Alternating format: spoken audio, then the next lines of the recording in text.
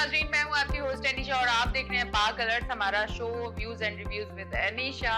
कैसे आप लोग? ठीक ठाक? मैं बिल्कुल ठीक हूँ। मेरी दुआ है आप हमेशा हंसते मुस्कुराते रहें, खुश रहें, आबाद रहें और सर्दी का मौसम जो है वो आप इंजॉय कर रहे हैं। कैसा लग रहा है सर्दी का मौसम? मजेदार सर्दी पाकिस्तान में हर शहर में लोग इंजॉय कर रहे हैं। कराची वाले किस तरह से इंजॉय कर रहे हैं? कराची में खैर अभी तक कोई इतनी खासी अच्छी सर्दी नहीं आई है, पर कराची वाले फिर भी इसको इंजॉय कर रहे हैं। कहीं मूंगफली खा के, कहीं सूप पी के, कहीं गर्म जैकेट पहन के, हर अंदाज से अपनी सर्दी को एंजॉय कर रहे हैं। आज का जो हमारा शो है बड़ा बेहतरीन है। कपिल कुमार मेरे साथ मौजूद है, वेलकम करती हूँ। अस्सलाम वालेकुम। वालेकुम सलाम। कैसे हैं कपिल? बहुत अच्छे, बेहतरीन।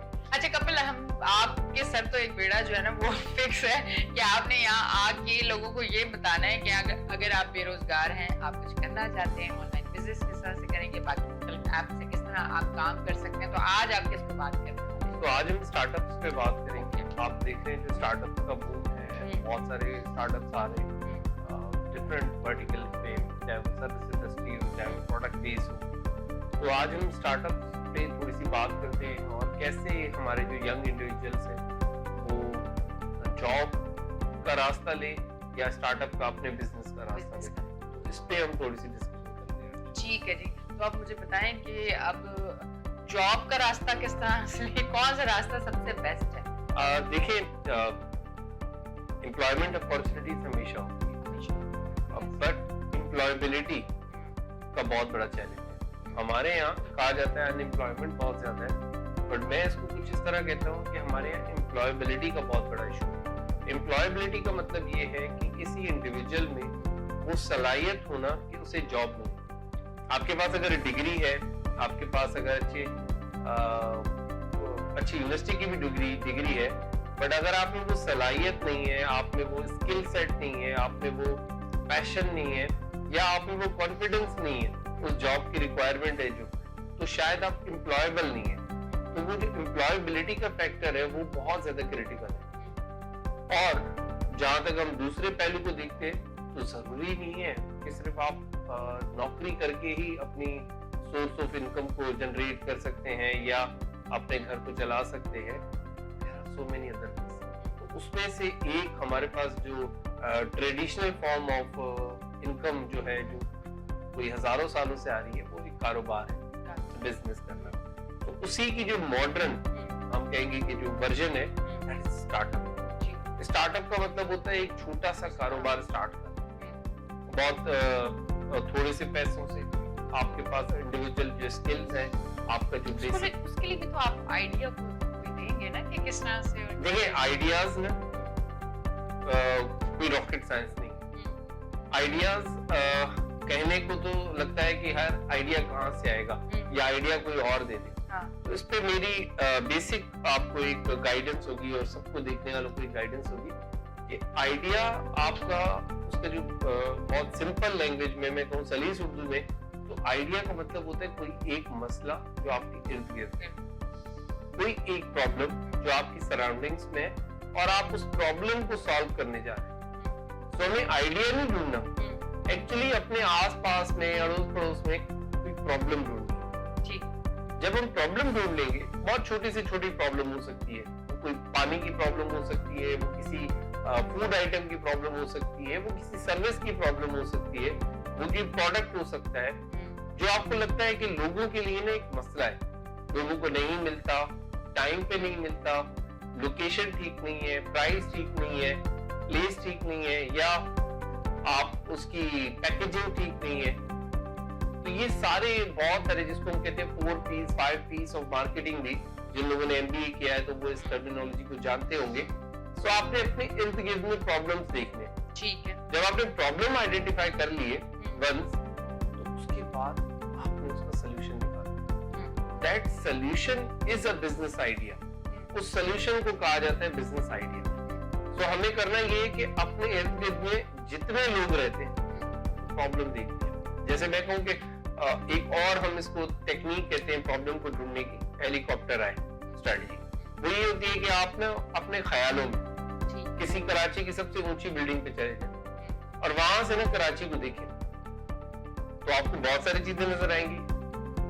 ट्रैफिक भी नजर आएगी जब आप ऊपर खड़े होंगे, आपको पोल्यूशन भी नजर आएगी, आपको भूख भी नजर आएगी, आपको डकैती भी नजर आएगी, आपको अच्छे अच्छे पार्क्स नजर आएंगे, आपको शॉपिंग मॉल्स नजर आएंगे, पॉजिटिव चीजें भी आ गई, और फिर आपको नेगेटिव चीजें भी नजर आएंगी। बिल्कुल। तो इन सारी चीजों में आपने ढूंढने प्रॉब्लम्स, आपने कोई लिस्ट डाउन करने 10, 15, 20, 25 प्रॉब्लम्स, और 25-30 प्रॉब्लम्स को लिख लेंगे तो आपको फिर उसमें से आइडेंटिफाई करना है कि ऐसा कौन सा प्रॉब्लम या फिर माइक्रो प्रॉब्लम है जिसको आप सॉल्व कर सकते हैं। जैसे कि मैं एग्जांपल दूं, आज भी हम जिस टेक्नोलॉजी की दौर में हैं, वॉर में हैं, हमारे पास बहुत सारे आइडियाज आ गए, बहुत सारे फूड आपके पास सिंगल क्लिक पे आ जाता है, आपके पास हर सर्विस आ जाती है। बट आज भी अगर मैं कुछ चीजें बोलूं तो वो आपके पास स्टिल अवेलेबल नहीं है। जैसे कि मुझे एक प्रॉब्लम लगती है कि मेरे पास ना मेरी रूटीन ऐसी है कि मुझे हेयर कट का टाइम नहीं होता। अच्छा, ठीक है। मैं कहता हूँ यार कोई मोबाइल सैलून होना चाहिए। अच्छा, ये मेरी प्रॉब्लम है कि मैं जब ऑफिस में लंच ब्रेक में फ्री बैठा हूँ, मैं एक राइड बुक करूँ, वो गाड़ी आ जाए, वो मोबाइल सैलून हो, मैं वहां जाऊँ, हेयर कट करवा लूँ, और मेरा टाइम भी सेव हो जाएगा और मुझे कहीं जाना भी नहीं पड़ेगा, क्योंकि मैं सैलून्स में जाता हूँ, बहुत रश होती है। मुझे ये प्रॉब्लम लगती है। क्या ऐसा कोई सोल्यूशन अभी भी है कराची में? नहीं। होम सर्विस तो अवेलेबल है, बट मैं घर पे नहीं बुलाना चाहता किसी। अच्छा, मेरा एक प्रॉब्लम है जो आपको भी पता होगा, मुझे मकई की रोटी खानी होती है, ऐसा भी कुछ हो? हाँ, ऐसे तो ठीक है, मकई की रोटी तो आपको बहुत सारे रेस्टोरेंट्स हैं, फूड पार्लर पे भिजवा देंगे, होम शेफ्स हैं, बहुत सारे बना रहे हैं।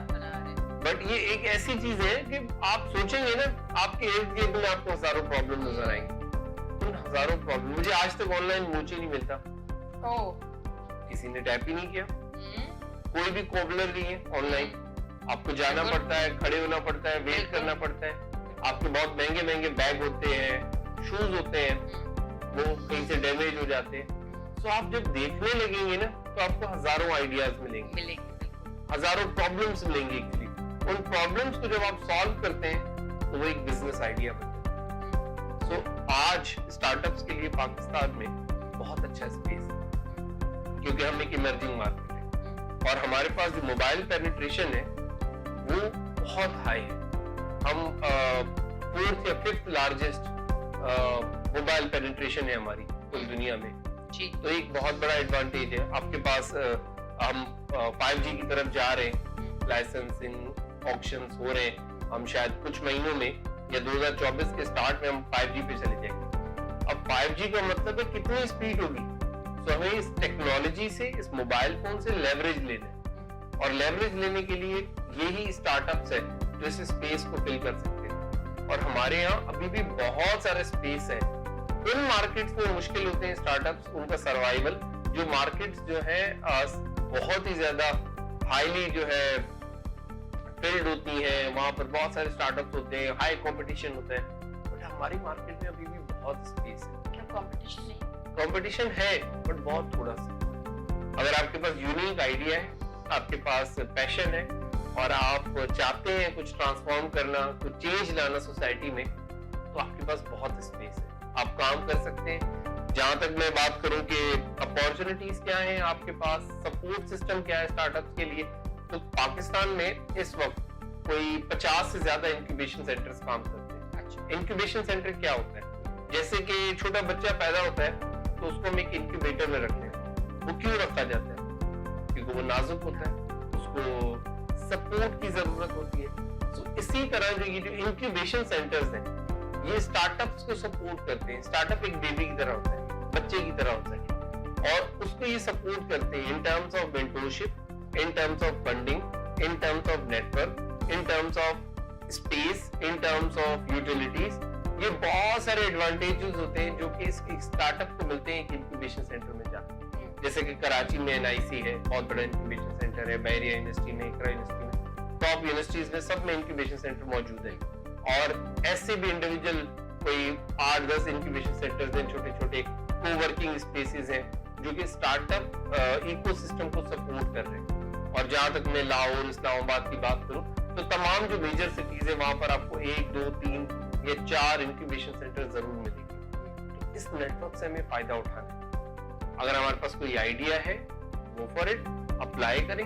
आपके पास PITB का एक बहुत बड़ा प्रोग्राम है जिसके NEPs पूरे पाकिस्तान में उनका नेटवर्क है, वो भी इंक्यूबेशन सेंटर मौजूद है, बल्कि वो तो आपको पे भी करते हैं। अच्छा, जितना टाइम आप इंक्यूबेटेड है वो कोहर्ट होता है 6 महीने का, उस कोहर्ट में आपको और आपके इवन जो दो सबऑर्डिनेट्स हैं उनको भी वो पे करते हैं। सो आपके पास स्पेस बहुत अवेलेबल है, आपके पास अपॉर्चुनिटीज बहुत अवेलेबल है।